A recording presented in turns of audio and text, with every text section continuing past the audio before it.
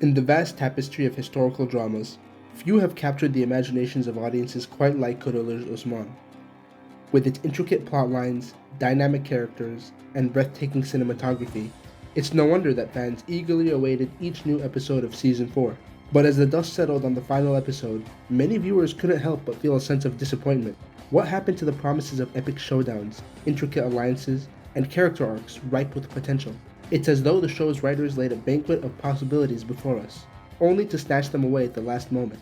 In this video essay, we'll delve deep into the heart of Kurulus Osman Season 4, examining missed opportunities that left fans longing for more. From unresolved conflicts to underdeveloped characters, we'll explore how the show fell short of its own lofty ambitions. Ya Devlet Paşa, ya Kuzgun Lakşa.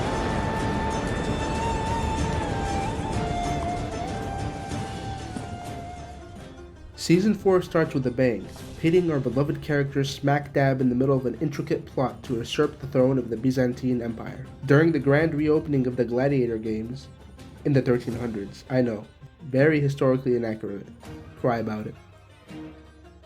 One Kantakuzenos watches as his scheme to assassinate the emperor starts to unfold right under everyone's noses. In plain sight, his men start to move into their positions to hijack the event and take out the emperor, only for this plan to be foiled by Osman Bey in his Alps.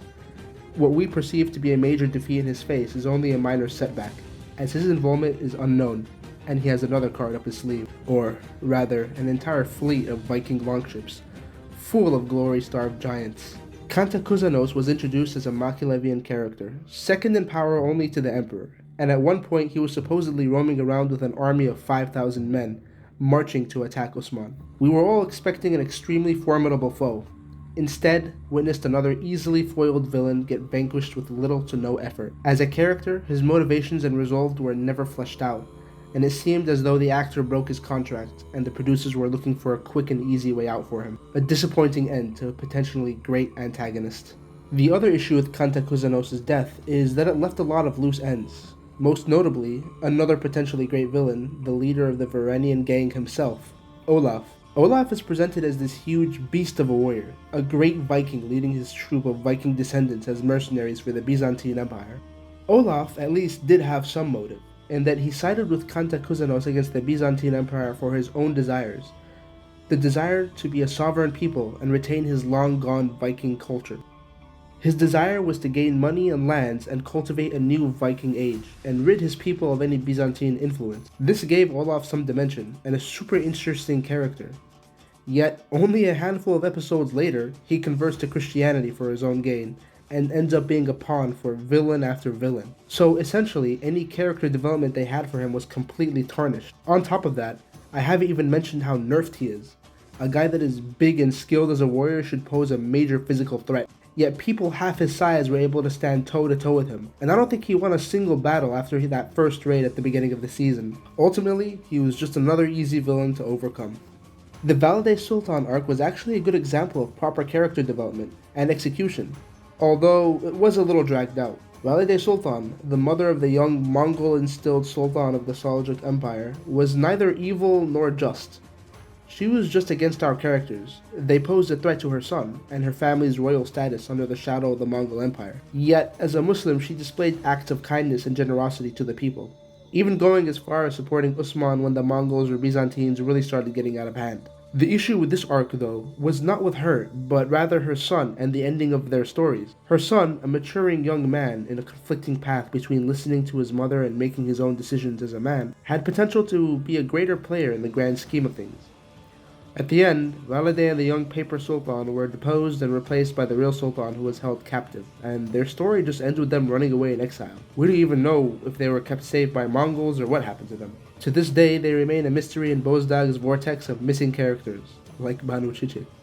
The worst misuse of a character with high potential was the final Mongol boss of the season, whose name I can't even be bothered to go look up because I forgot it. This guy came in riding with this monster of a horse who has chains for reins, with this insanely powerful aura. He had his whole crew with his own shaman, who had his own agency and character too. And the guy had some nuance as well. I mean, in one of the very first scenes we see him in, he's considering Islam, right? Or at least the words of Islam are extremely powerful to him. They have an effect on him. I really felt like we were finally going to get a villain that was not just some 2D character, right? Finally, a Mongol villain that can maybe, potentially, match Noyan. But no, in the end, it just turned out to be him just screaming at the top of his lungs, Osman, like some evil 2D cartoon villain character. And they had this huge battle they were building up to, right? With the 3 bays of the 3 huge tribes teaming up against like 80,000 Mongolian warriors. And they finally go meet in the battlefield just for it to end with some silly nonsense 1v1 poorly choreographed fight that I don't remember how it ended. But it didn't end with a big battle. It wasn't no Season 2-esque battle. I mean, they had all the things that you needed for a Season 2-esque battle. You know, they had the warriors, they had the battlefield. All they needed was the choreography, a little bit of passion, and to try. But they didn't. And don't get me wrong, the 1v1s were pretty cool when we saw the side characters fight. Usman's 1v1 is absolutely horrendous. But, like, the culmination of that entire rivalry just fizzled out into a piece of nothing. Anyways, I am gonna cook up an entire video essay about the wasted potential of that guy. The guy whose name I can't even remember. The guy who was supposed to be the pinnacle of Mongolian bosses. The Ottomans stopped fighting the Mongols a very long time ago. I mean, at this point of time, Season 4, we shouldn't even be seeing Mongols realistically. Don't get me wrong, Mongols are like my favorite villains.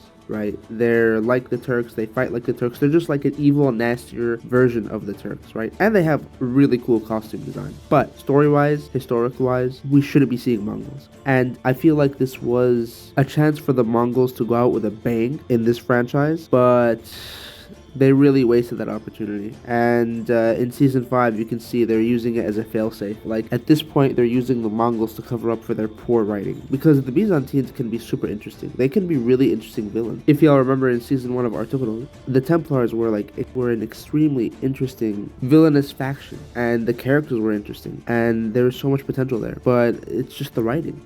You can't cover up bad writing. You can only do that for so long. You can only use your backup plan for so long. Anyways, I'll have a video essay cooked up specifically on this topic. So let's move on. Now we turn to some of the good guys of the story. A few new characters are introduced to the show, one of them being Oktem Bey, a tribal leader who has come to the frontiers to support Osman in expanding the lands of the Turks and bringing justice to this world. Oktem Bey started as this strong leader who could handle himself in a fight and navigate tough situations, establishing himself as a major influence in the area and settling his big tribe at the frontier. In the midst of all the action with Olaf, the political intrigue with Valide Sultan, and the looming threat of the Mongol Empire, Oktem's actions played a big role in how the story unraveled. And then, he fizzled out and became nothing more than a pawn being thrown around by outside forces. Oktem Bey no longer made his own decisions, fought his own battles, or had his own goals. Instead, he was downgraded to a plot device for a good chunk of the season, until finally his death.